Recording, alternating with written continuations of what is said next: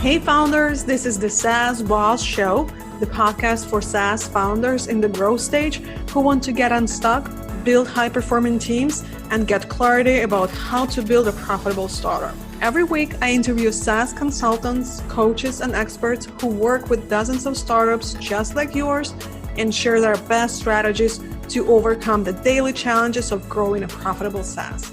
My name is Natalie Luniva, and I'm a growth and leadership coach to SaaS founders. And I'm also married to a SaaS founder. And I'm so pleased that you've joined us on this conversation. Today, it is my pleasure to speak to Thomas Smale of FE International about selling and buying SaaS companies and what we can do to make our products sellable. Welcome to the show, Thomas. Thanks, Natalie. So, Thomas, you are the largest SaaS broker with over 800 deals, right? Yeah, that's correct. We also work on e-commerce and content-based businesses, but we're pretty well known for SaaS, and we're definitely the market leader in that space. How did you start working with the SaaS founders? So I founded the company in 2010. I was at college at the time, and I started out trying to find ways to make some extra money. And I started buying and selling domains, and then buying and selling small websites myself. And as a college student, I didn't have any money. So the problem with trying to buy a business is you need money to buy a business. And if you want to sell a business, you have to have one in the first place. So because I had neither of those things, I was maybe buying something for $100, selling it for $300, which was fine. But then I realized the skills you learn just buying and selling in general, regardless of the size, are applicable as you get bigger. So if you can negotiate for $100, you can negotiate for 10,000. You can negotiate for $1 million. It doesn't really change a huge amount. So I started producing a lot of content. I had a course, a book, lots of different things, teaching people how to buy and sell websites as it was at the time. So I started teaching people. I thought I would make all my money as a coach and kind of selling people books and coaching and whatever that might be. But it turned out what happened is people read my content or listened to my content or saw the content or whatever it might be, and then came to me and said, "Hey, Thomas, I own this business. Can you sell it for me?"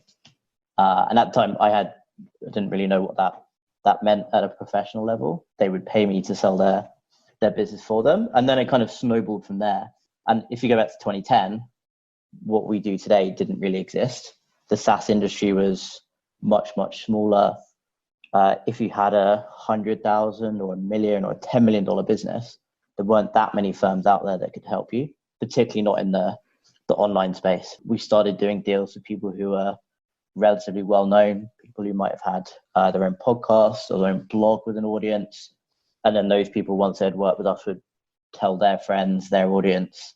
And then it really snowballed. So in 2012, so 2 years in, we completely pivoted away from doing lots of different stuff into just M&A, where we help people who own businesses sell those businesses. And then if you jump forward to 2010, that's still what we do today, just with a team of over 50 people, 3 main offices. And we work on much bigger deals today than we did 5 years ago. So your team consists of over 50 people? Yeah, that's right. That's a big company. Yeah, so we have a breakdown of team in London, team in New York. I'm in San Francisco with a small team. And then we also have a small team who are remote. And at the moment, obviously, with the virus, everybody is remote. Everyone works remotely. Yeah. But no, usually it's just over 50. Hiring has come to a bit of a slowdown in the last few weeks just because we physically can't onboard people, but we are also still hiring people. We're growing a lot. We don't see that slowing down. In the market that we're in right now, how is it affecting what you do, and what's your outlook on the market in the next few months to a few years? Yeah, so I guess firstly, my caveat is things are changing very quickly. If you asked me this question 2 weeks ago or a month ago, I probably would have given you a different answer. If you go back to February was our biggest month ever. So we did more deals than ever before, more deals by value than ever before. As we've moved into March, deals are still happening, but buyers and sellers are not necessarily nervous, but I think people have been very distracted by personal disruptions. Lots of people have friends or family members who might have like lost their job. They might have, depending on what city they live in, they might, if they have kids, their kids might now be at home. I've heard from clients saying, I'm still working, but I have 3 kids running around the house. It's difficult to concentrate and focus. Most people in the industry we work in already have the ability to work remotely. So that's not really been a huge disruption. And obviously the public markets are kind of jumping up and down. So some investors are kind of waiting. But what we're finding is that the majority of small businesses we represent have very consistent cash flows. So for the last 10 years, you could have put your money in the public markets, say into a S&P 500 index fund, and made 10, 15, 20% a year doing literally nothing. And you could buy a business, run it yourself, and generate similar but better returns. So now the markets are on the way down. Owning an online business that can be run from anywhere in the world suddenly becomes extremely attractive. So in the short term, things are a little slow just because buyers are very disruptive, but deals are still happening. And we expect it to pick up significantly, probably say April, May onwards, once people settle in and they go, well, okay, I lost a bunch of money with my public stocks. Why not buy a business I can run anywhere in the world? And then I never have to go back to my day job. That the ability to work remotely, I think, is definitely desirable to a lot of people. Hence why we think the market will continue to pick up. And if you go back to 2010, when I started the company, that was coming out of the back of the previous recession, and that really created the industry. Because back then, things like SaaS weren't really that mainstream. What would your advice be to SaaS founders in these current uncertain times? Not necessarily those that are looking to sell, but just in general. A lot of that advice would depend on what their business is. We've seen a lot of businesses doing really well. We've seen a lot of businesses doing fine, and we've seen a lot of businesses that are declining somewhat. And that really reflection of the industry you're in. And then I think a lot of the metrics, things like churn, you're not necessarily going to see right now. It might take a couple of months for companies to start cancelling if they're going to cancel. So I think for most founders, I think now, particularly for the next 3 months, now is a good time to be conservative and not super aggressive with any kind of growth strategies you might have before. And if you're self-funded, I mean, we're a self-funded company. We don't have any bank loans, credit cards, external debt, investors. So myself or my business partner funding it effectively. We're profitable. We have cash in the bank. We're in a very fortunate position where if you have a self-funded, profitable business, you're doing significantly better than a lot of other companies that might have to lay off a huge number of people. Some will probably even go completely out of business. So I think there is a lot of personal disruption. Make sure you have enough cash to pay your team. If you have to make any changes, any like tough decisions, I think it's best to make those sooner rather than later. One of the things we found is not that we necessarily need to make cuts, but there's a lot of expenses we were previously paying that were probably not really that necessary. So subscriptions, services, lots of things like that. So for us, it's been a good opportunity to go through and say, well, here's this tool we're paying $100 a month for. We've never used it. Let's just cancel it. Whereas when you're in growth mode and everything's going up, it's easier just to ignore those things. So I think for a lot of founders, instead of just focusing on aggressive growth, maybe look at ways where you can be a little bit more conservative in the short term. I think generally speaking for the SaaS industry as a whole, I think being in this industry is just a blessing really, because all other businesses, dentists, restaurants, unless your SaaS is in the event space or like similar, they're taking hit. I think with you already generating some monthly income and you don't have to, even if you're not growing, you're still getting this income, right? Unlike other companies that unless someone's coming to them for a face-to-face interaction, they're not generating any business. So I think like the SaaS industry as a whole is really a blessing. Yeah, for sure. We actually just published an article about this, or it's about to be published in our SaaS magazine that we run called SaaS Mac. but we're talking about how one of the big advantages of SaaS is you've got that recurring revenue. So even if you're not growing, you still have money coming in every month. Whereas, like you say, a lot of businesses, unfortunately, right now are not in that position. It could be a lot worse. Yep. I've read this book, Built to Sell, and I really like the idea of it, where if you have not, which I highly recommend it, where you really think about your business, make it sellable. If the business relies heavily on you as the founder, then your business is not really sellable. How do we build and grow our businesses so that they can be sellable, so that it's not like 3 years down the road when we are ready to sell it, oh no, you need to spend a couple of more years not having this business be as much reliable on the founder. So what are some things that we can start doing right away, or as soon as we have an idea for SaaS, for example? What are some things that we can put in place? Yes, I think firstly, it is a good book. It's definitely worth reading. My immediate caveat would be the example he uses in the book is of a web design company or like an agency where the founder, I think it's just one founder in his example, who Yes.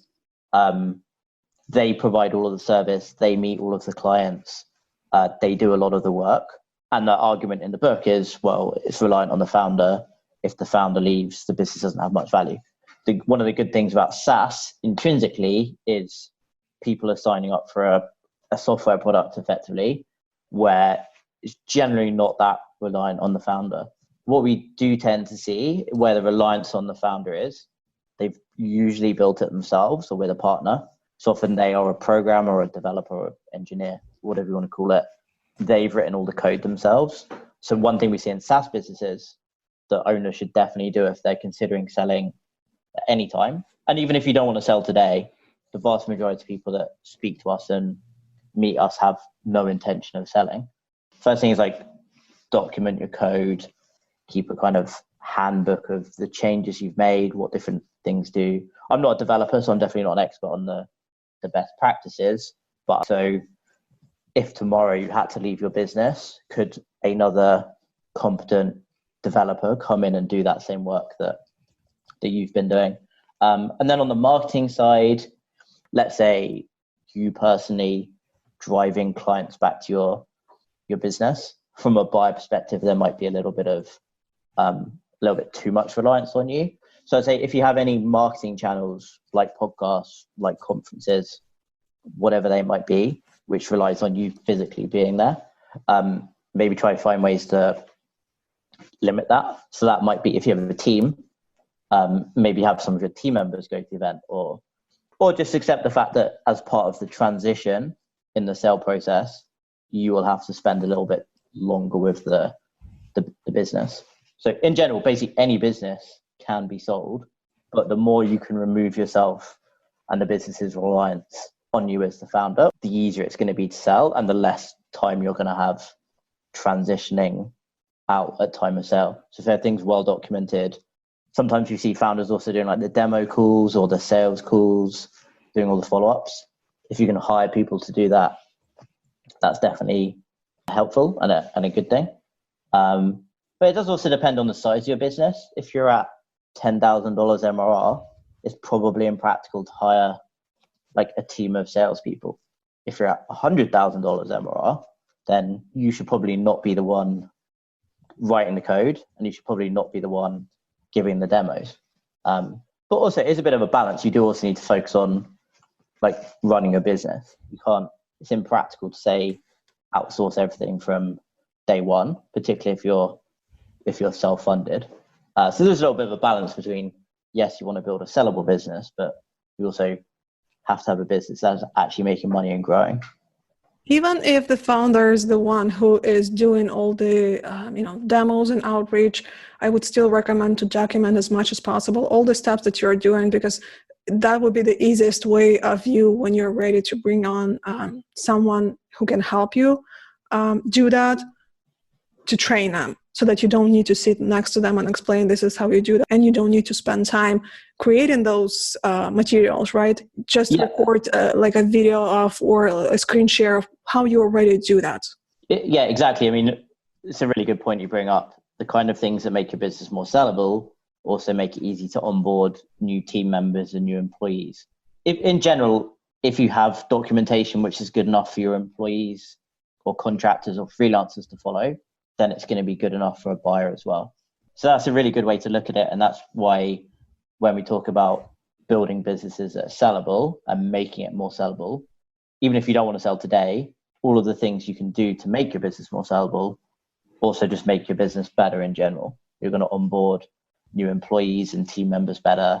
They're going to learn faster, be more productive, get you better results. That's a great point. When you make your business more sellable, that's exactly what had to happen. Overall, the business is going to improve from all the perspectives, especially operational. Yeah, that's exactly right. Is there a minimum MRR for SaaS companies that you start when you start working with them? In terms of companies we will represent and actually sell, we don't necessarily have a minimum. I'd say a guideline would be $1,000 MRR. In terms of when we'll speak to people and have a conversation, at any stage. If you've launched a business and you have some traction, we're happy to talk to you and point you in the right direction, particularly if you want to sell one day in the future. I heard you say that there's no formula that can be applicable to all SaaS businesses, but just a rule of thumb, how much a SaaS can be worth based on their MRR or different metrics?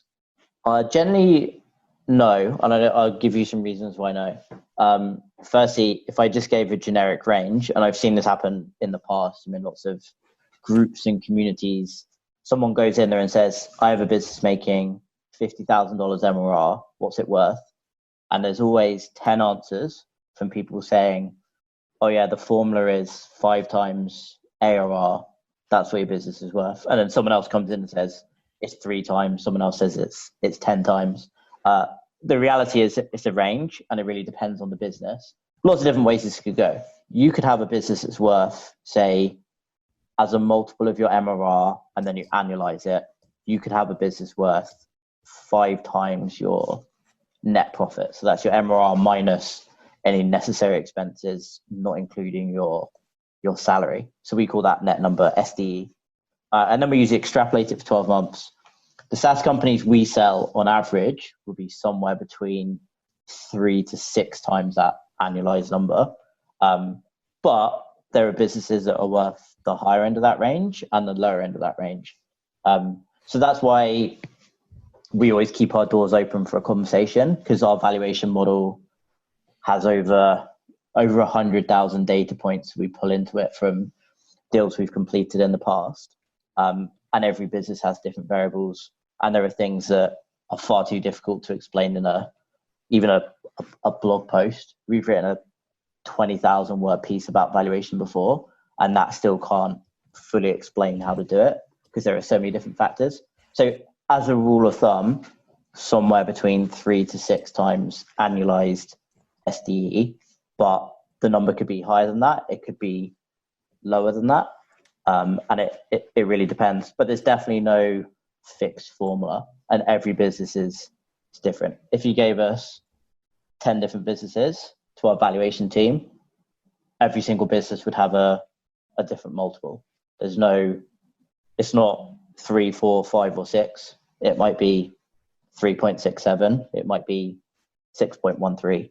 So it really depends and varies. Hence why we try and avoid giving generic ranges and generic multiples, because it does depend.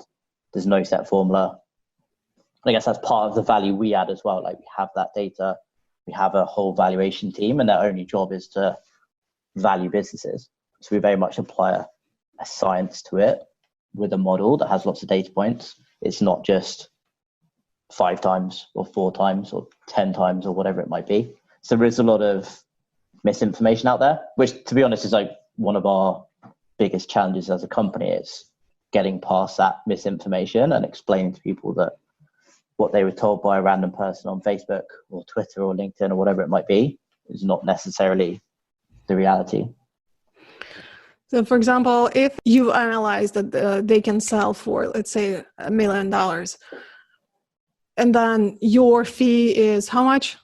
15% at that 15%. Yeah. So then the whole amount goes to the founder, because there's also a thing called taxes, right? And that's a pretty hefty amount.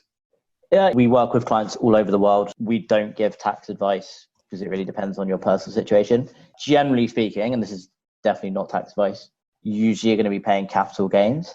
So the advantage of selling a business is that you don't have to pay income tax paying capital gains, which in most countries for most people is a lower rate than the regular income tax you pay. But there are other exemptions. In the US, for example, if you've owned a C Corp for over 5 years, you might pay no tax. In England, they just actually changed this very recently, but they used to have a tax rule called Entrepreneurs Relief where you'd pay a lower tax rate on the first 10 million. They've since reduced that to 1 million recently. So part of the reason we don't and can't give tax advice is our clients are everywhere. Tax is very complicated. It's in the buyer's best interest for you to pay the least amount of tax possible because then they have to pay less for the business, or the number you're willing to sell for is less or lower. So buyers in general are really happy to work with you as a seller to get that liability down. That's part of the reason why it's worth having a conversation early with us, because you might say, okay, well, $1 million is the number I want, but actually you need to get more than $1 million because you have to pay us, you might have to pay other professionals, you don't have to pay tax. Maybe you have some early investors, maybe you have some debt, maybe you have business partners, maybe you have employees who get bonuses tied to a sale. So $1 million could very quickly become $500,000. Hence why it's good to have that conversation early and figure it out. The worst thing from our perspective is deal is in progress. Say it's a $10 million deal. And then the seller last minute realizes, oh, I have to pay tax. I now need $12 million. So we spend a lot of time. We're intentionally not a marketplace. We're an M&A firm. You're paying for our advice and our team's expertise. So we spend a lot of time vetting the clients we work with. We don't just work with anyone that comes in. And it definitely causes some frustration. We get a lot of feedback from people saying, oh, FE suck because they wouldn't work with me or they wouldn't take on my business. But that's because we can command a premium with buyers because they know on average you're only going to be looking at good businesses with founders who are motivated to sell and realize they have to pay professional fees, tax, and anything else that might be relevant. That was one of my questions. Your success rate is 94%, which is absolutely stellar. Now, how many companies apply to work with you, and how many companies do you actually start working with? I don't have the number off the top of my head in terms of how many apply to work with us every year, but it's in the thousands, tens of thousands if you track all of the different contact points we have. In terms of the number of businesses we take on, way under 1% of companies that inquire. So we say no to the vast majority. We like people who have already done their research. So for example, if they've listened to your podcast first and said, well, I heard Natalie and Thomas speak, this has answered a lot of my questions. To us, that's a good thing because they're taking the process seriously and doing the research versus people who just come in and say, hey, I want $1 million, get me $1 million. Thanks. So what are some things that we should consider if we think about selling a company? And again, it's not like this year, right? But probably it's like in a year or sometime in the next 2 years. So firstly, probably the most important thing is like, how much do you want? The majority of people will have either a time-based goal. So I want to sell by the end of next year, or a value-based goal. I want to sell for $10 million. Most people then they think they have one of those. It's actually a combination. So most people think they want to sell next year, but in reality, they want to sell next year assuming it's worth at least X. Maybe they want to pay off debt. Maybe they want to buy a house. Maybe they've had kids and they want to spend more time with their kids. Maybe they've got married and they want to spend more time with their spouse. Maybe they're planning on getting married. Maybe they want to go traveling. Lots of different reasons we see people selling. I wouldn't say there's anything specific beyond that you have to do because it really depends on your personal circumstance and situation. And then once you have that, you can come up with a plan that's specific to your business. Because let's say, for example, you have a business today that's worth $10 million and you want to sell at the end of next year for $12 million. Assuming your business is good and growing steadily, it's reasonably likely your business is going to be worth $12 million in a year's time anyway. Whereas conversely, if you come to us and your business is worth $1 million today and you want to sell for $10 million in 12 months' time, that's not necessarily impossible, but what you're going to need to do to get there is significantly different from the person who already has a business worth 10 million and just has to effectively grow 20%. So that's why it's really important early on you establish what your business is worth and how close that is to your goal, because your plans might need to change. And is it something that your team can help and advise on? For example, if I have a business that's worth this right now, but I want it to be that, then is it something that your team can help and advise those are the areas of improvement that you need to work on? Yeah, definitely. So we spend a lot of our time, the vast majority of people who come to us are not ready to sell now. They just want to get an understanding of what their business is worth today. So we spend a lot of time with people who want a valuation and then come back in. It's not uncommon for people to come back in a year or 2 years or 5 years, 7 years.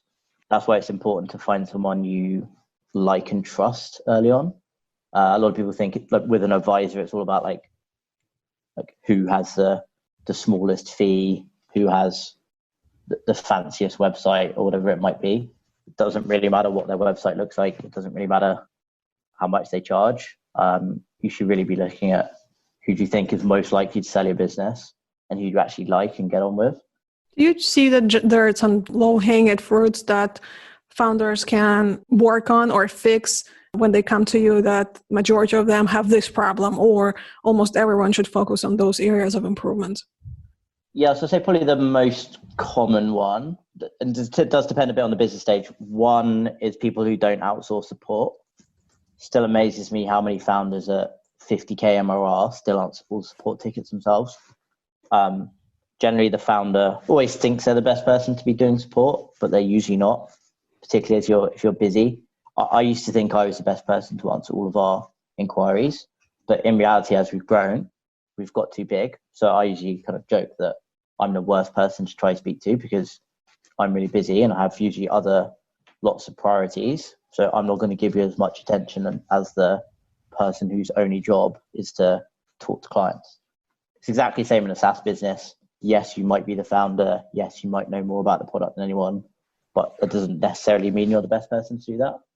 So one, outsource support as soon as you can. Lots of people make that mistake.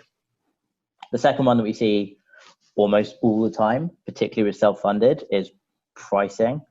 It's almost always too low. A lot of buyers we work with, when they acquire a business, the first thing they do is increase prices. Doesn't necessarily mean they don't grandfather in existing clients, but they'll immediately increase prices. The majority of products we see are not that price elastic, meaning you can put your price up and demand will not change disproportionately. And usually, to be honest, that's usually a psychological thing. Most founders know they could charge more, but they just don't want to, and they're resistant to it based on what they're willing to do. But ultimately, I always say to people, if you don't do it yourself, a buyer's going to do it, and they're just going to extract value immediately. So that's probably the most common thing we see. I mean, pricing is not exact science for sure, but there's no reason why you can't test different pricing and see what happens. I read a couple of your interviews, and one thing that interested me was that different buyers are looking for different things in the company that they want to purchase, which is surprising, right? Because I thought that you focus on those 5 things, but no, some buyers want actually to see the numbers that they can improve. Others want already to see good numbers. So, as a general recommendation, what do buyers look for in a company that they're purchasing? Yeah, so you are right. It does really depend on the buyer. But in general, almost all buyers, and you should always assume that they're looking for a business that makes as much money as possible. So if you have something like pricing that you can change and you can increase the revenue of your business, there is almost no situation where that's a bad thing to do. Buyers really depend. We work with 3 main types of buyers. So firstly, you have individuals, partnerships. That could be all sorts of different groups of people. They might be buying businesses anywhere generally from $10,000 to $5 million. They're usually people who have full-time jobs. And they might be the kind of people that at the moment in the current environment are saying, well, I just lost my job, or I like the idea of working from home and having more control over my income. Maybe I should buy a business that can be run from anywhere in the world. You then have strategic buyers. Strategic buyers really vary. They could be buying, again, anywhere from $10,000 to the biggest companies that exist in the world. And I always say that basically every buyer is in some way strategic. They'll have a strategic reason why they're acquiring. It might be that the customers are a good fit for another business they own. It might be financially, the business has a revenue profile that's beneficial to them. It might be they're a really good developer and they know the tech stack better than the previous owner. Most people wrongly assume that their business will get acquired by a strategic buyer. And by that, I mean someone that, if you say to the average founder, name 5 companies that would buy your business, almost all of them will name big competitors in their space. So they'll say Adobe, Apple, Facebook, Instagram, whatever it might be, depending on their business. Everyone thinks some huge company is going to come along and buy them. Yes, that does happen. And that's what people read about. So there's a lot of confirmation bias. You're like, oh, well, this company got acquired by Facebook for $1 billion. My company is similar. Therefore, I will also get acquired for $1 billion. The reality is the vast majority of acquisitions don't go to companies like that. And then the final group is investors, private equity firms, funds. You hear them called lots of different things, but effectively they are people who are using other people's money to acquire businesses. They generally are financially motivated, so they're interested in how much money the business is making, but that's where it really varies. We have thousands and thousands in our network, and there is almost no similarity between them. They all have different criteria. Just generally that's going to be based on cash flow or revenue. Hence why for every single buyer group, how much revenue you're making is relevant to everyone. How much profit you're making is relevant to almost everyone. And then probably the third thing is like whether or not the product is strategically a good fit or something they're interested in. And that's not something you can control or change. But you shouldn't pivot your business because Apple say they don't like the space you're in. If you've already built a product in the HR tech space, then you shouldn't pivot your business based on feedback of a couple of random people, because there are lots of funds who just buy HR tech businesses, and then a lot of businesses that would never buy an HR tech business. So it's not right or wrong, but a lot of people do get either bad advice or they get a little bit they change their mind or they get worried because they've been told by 1 or 2 people that the industry they're in is not popular. So lots of people make the mistake of trying to build a business around what they perceive to be popular. Lots of people will ask me if they're early stage, like, oh, what's a hot industry right now to build in?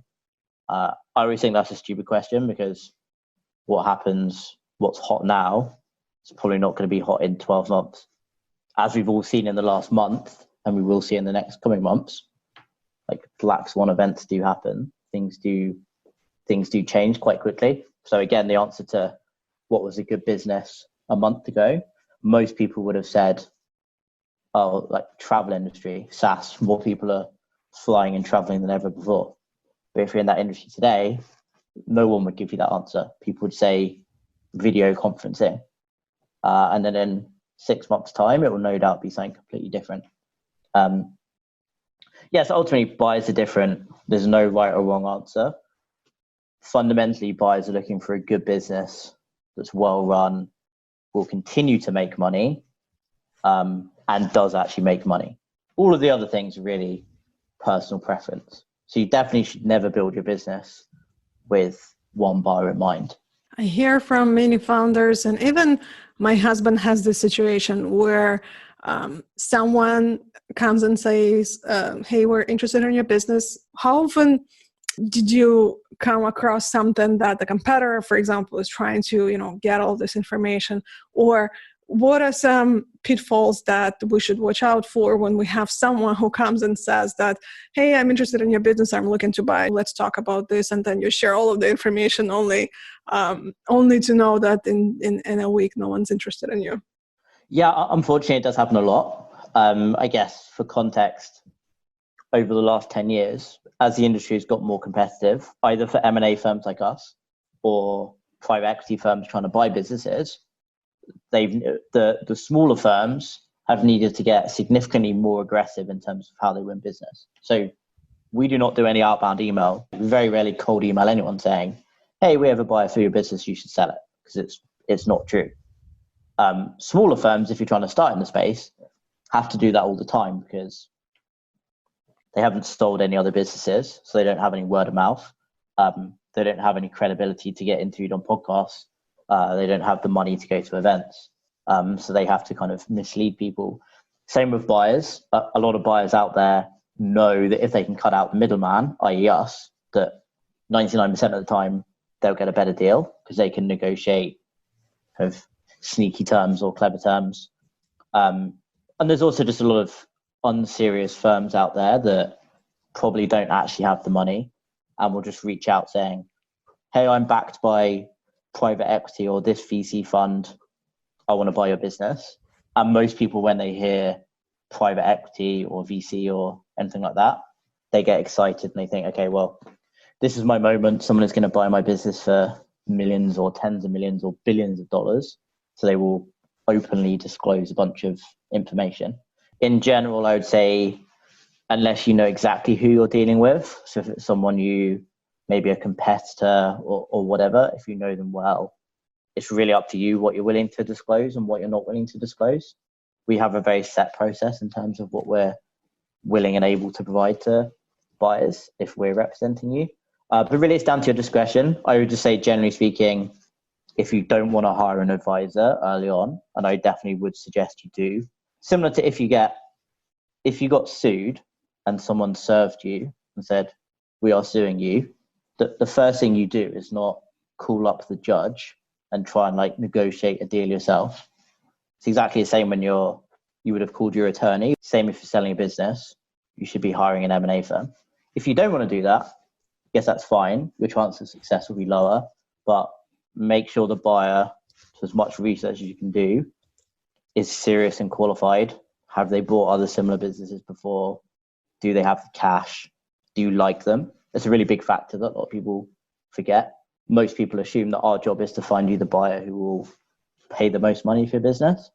And while that is like mostly true, it's also important you find someone who's a good fit. But if you are actually in a position where you do want to sell, you should probably just hire a professional, because there are lots of different sneaky things that buyers will do to mislead, to get information from you that you probably should not give them. That's really what we make our fee for, is knowing these things that you yourself, you could read all the books in the world, but private equity firms and people who do this for a living are sneaky, and they will do things to get information that you probably shouldn't be disclosing. And they can ultimately, they can also waste a bunch of your time. I know lots of people have spent months working on what they think is a potential acquisition because they think they can save 15% by doing it themselves. And then in 3 months' time, they haven't sold and they've completely wasted their time. And then only then do they actually realize the true value of hiring a professional in the first place. 9 times out of 10, you will appreciate you've done that versus trying to do it yourself. What are some metrics, specifically if there are any lesser known metrics that are impacting the multiplier for valuation? Lots of different factors that affect valuation. Probably some of the most important ones. So your growth rate, well, that's really a metric as such, but your growth rate is almost always one of the most important. Secondly, it's probably revenue churn. If you have net negative revenue churn, i.e. your kind of upgrades outweigh your downgrades and cancellations each month, then that's a very powerful metric. It does tend to be reasonably uncommon to see with self-funded small business SaaS. It's much more likely if you're a much bigger company, like Salesforce, for example, where they have a sales and retention team and they're working with big enterprises that probably grow and buy more seats every year. That's definitely an important metric to keep track of. It really depends on the buyer. Buyers care and look at lots of different metrics. So you could spend your entire time obsessed over a particular metric that I tell you right now, and then you could speak to a buyer and they say they don't even ask you about that metric. So I'd say in general, you should focus on the metrics that are important to your business, not what you think is important based off what you think a buyer will think is important. So ultimately, if it's a metric you can help track that will grow your business, and do that. If we are onboarding you as a client, we will ask you what the important metrics are, what you track, and then we will use the best metrics when we're talking to buyers. We'll say, well, in this business, ticket response time is really important. Over the last 12 months, average response time has gone from 2 hours to 1 hour during business hours. This business is good. This business is improving. But if response time is an irrelevant metric because you only got one support ticket a day, then we'd probably not use that. We'd probably use something like conversion rate from conversation to becoming a paid client. So it really depends. It is a common belief that founders need to stay after the sale for a few months to a few years, which I've heard your interviews and it looks like that's not the case in majority of cases. But what about the team? Does team need to stay? For example, if I have a team of support or like developers, when I sell the product, does the team need to stay as well? Yeah, so firstly, to answer your founder question, yes, that's true. Generally, the founder can transition out quickly. The caveat would be that's based on my experience working with clients who work with us. And generally, if they work with us, they think about these things and plan them in advance, and we get them good deal terms, which mean they can leave the business. I hear of lots of people who have tried selling the business themselves. Maybe they have successfully done it, but as part of that, they've agreed to a 5-year employment contract. When it comes to team, I would say almost all of the time, and again, this does vary, but almost all the time, it's important the team do stay with the business. If they are not staying, so generally the founders would leave, the team will stay. If they are not staying, then you would expect either worse deal terms or contingencies around replacing that team member. If the buyer comes in with a full engineering team and your developers are leaving as part of the sale, it's probably not going to be a problem. If the buyer does not have that, then as part of the transition, your team might have to do, say, 6 or 12 months of training to the new buyer versus a 30-day handover if the team was staying. And you might, as part of that, have to cover recruiting costs, or there might be some contingencies reliant on new developers joining the business or whatever that might be. So generally speaking, we prefer working with clients where the team will stay with the business. If your team are not going with the business, or some of them are not going, finding the right buyer becomes more and more important, because you need someone that is confident and willing and able to take over what you already have. Alrighty. I have a couple of questions from people that asked on Facebook. Neil Napier of Kaivio is asking, how are you being affected by event closures since you sponsor a lot of them? Yeah, that's a good question. So I personally spend a lot of my time on the road. Last year, I flew nearly 300,000 miles. As a company, we went to over one event per week. So a big part of our business is events. To be honest, events for us are just a good way to meet people in person and build trust and goodwill. The vast majority of our business is word of mouth and people who have heard about us and worked with us before. So in the short term, it makes no real difference.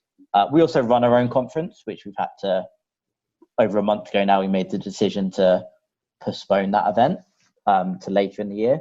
So it's been somewhat disruptive from that perspective.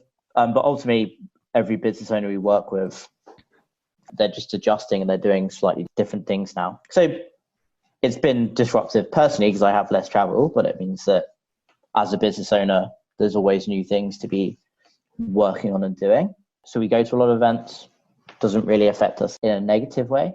And it means there's a lot of things like, for example, podcasts.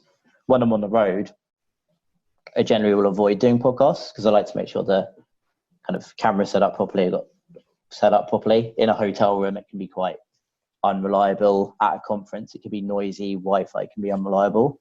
So it just means at the moment I'm doing more podcast interviews than I would usually, which is also a good source of kind of business and goodwill for us. And thank you for that. Jacob Anderson is asking, what's the typical deal structure trend? Cash upfront, earnouts, deferred payments? Yeah, so again, the answer is it depends. Generally speaking, the smaller the deal, the more likely you are to get all cash, so 100% cash. As deals get bigger, it depends. Generally speaking, and this is very general, we advise people somewhere between 70 and 80% cash up front for the average business, and then the rest paid over a period of time.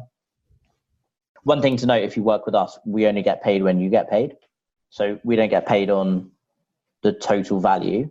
Well, we do, but we only get paid as that money reaches you. So if we agree a $10 million deal that's $1 million down, you're not paying us on $10 million up front, you're paying us on 1 million. So our incentive is to get you as much money as possible and the best structure as possible. So generally we say to people 70 to 80%. We do lots of deals that are 100% cash, and we do deals that are less than that. And I would say in the current market for the next couple of months, we'll probably see more people looking to put less cash up front than they might have done 3 months ago. But that might be offset by some other things. It might mean that you get paid more over the time. Simon Bristow is asking, what is the biggest regret or missed opportunity in your career? If you could do your first 2 years again, what would your priorities be versus what they were? So I don't know if I would have changed a huge amount early on, because ultimately early on, I didn't start the business with the intention to do what I'm doing today. So I didn't really know what I wanted to do. I think if anything, probably should have focused on the M&A side of the business sooner and earlier. It did take 2 years to realize that that was the most profitable part of the business. In hindsight, that makes complete sense. But at the time, the industry didn't really exist. There was not really any demand for selling SaaS companies. We have created a lot of that market. I guess I'm fortunate enough that I don't really have a huge number of regrets. There are always things, if you look back, you probably could have done differently. But I think ultimately, if you make kind of decisions with the right framework and with the right intent, put it this way, I've never gone to bed at night and lost sleep over making a bad decision or doing the wrong thing. Ultimately, as a business owner and with my business partner, we make the best decision we can at the time. And if it turns out to be not the best decision in the end, then so be it. You've done the best you could at the time. So I try not to have too many regrets. Like, life is short. I love this answer. I think all of us need to think this way. Yeah, we've done the best. We've done the best we could at the time, and exactly. And I always think, as long as you are honest about what you do and you don't go around screwing people over and ripping people off and being dishonest, in the long term, you will do well. This is going to be the last question and a chance for us to kind of summarize everything that we talked about. Question from Amal Sayer, and he's asking, I'm just about to launch my SaaS. And I know him, he has multiple businesses. Should I have a plan of selling it from day one? Otherwise, when is a good time for me to get serious about selling it, and what trends should I follow? So I do think you should think about selling it from day one in terms of realizing that it's possible you can sell. But generally, my advice it sounds like he has a few businesses, but if you're a new founder, you never launched a business before, the most important thing is probably not listening to this podcast right now and hearing the advice I'm giving for later stage businesses. It's figuring out how to make some money and grow your business. Because if I was listening to this information when I started my business 10 years ago, what I was doing then is not what I'm doing now. So it's a bit different with SaaS because you're building a product, but generally speaking, your business will change and it probably will pivot in the first few months or weeks or years, and it might be a little bit different. So the most important thing is finding a way to get traction, generate revenue, make a profit, hopefully hire people, grow, whatever your goals might be. My suggestion would not be, if you are at zero revenue, spending a month documenting your code. Like, yes, you can do that, but it's pretty much a waste of time if you're not making any money. I see lots of people out there who do make the mistake of they spend all of their time, they launch their product, and then they go get interviewed on 20 podcasts about how they launch their product. And it's not something that drives any business. So yes, they're then famous because they've been on 20 podcasts, but they still have zero revenue. So I think it is important to develop and change your focus with time. When you start, just worry about making money, and then you can worry about what I'm saying today. But ultimately, it'll be completely pointless if in 6 months' time or 12 months' time, you're still making no money. I'm not going to be able to help you, and neither will anyone else. Thomas, thank you so much for all of this wisdom that you've shared. It's going to be very valuable for all of us and for listeners. So thank you so much. Yeah, thanks very much for having me. And that's it for this episode. For those tech founders who have a remote team, I have a question. Do you find yourself that it's much faster for you to do things by yourself than waste all of that mental energy delegating tasks to someone? And so you either don't hire anyone, or if you already have a remote team, you're guilty of doing those tasks by yourself because there's just so much energy goes into delegating the tasks and then just managing people. Are you able to take a few days off and not be worried that your servers will go down or your support is going to blow up? What if you could work on more strategic, important things and let your team fix the bugs? If you only started building your team in the last couple of years, I guarantee that you are making lots of mistakes that hinder your growth without even realizing that. Oftentimes, you, the founder, may end up being the bottleneck to your team's success. That is definitely hard to swallow, but it's true. But also look on the bright side, this is also the easiest problem for you to fix because you are in control of how to fix it. I'll be launching soon a program that will help tech founders improve your team performance and as a result, remove the roadblocks to scaling your SaaS just by improving your operations and team dynamic. This is really the shortcut. To be notified when it's live, go to my website, natalieluniva.com/team. natalieluniva.com/team.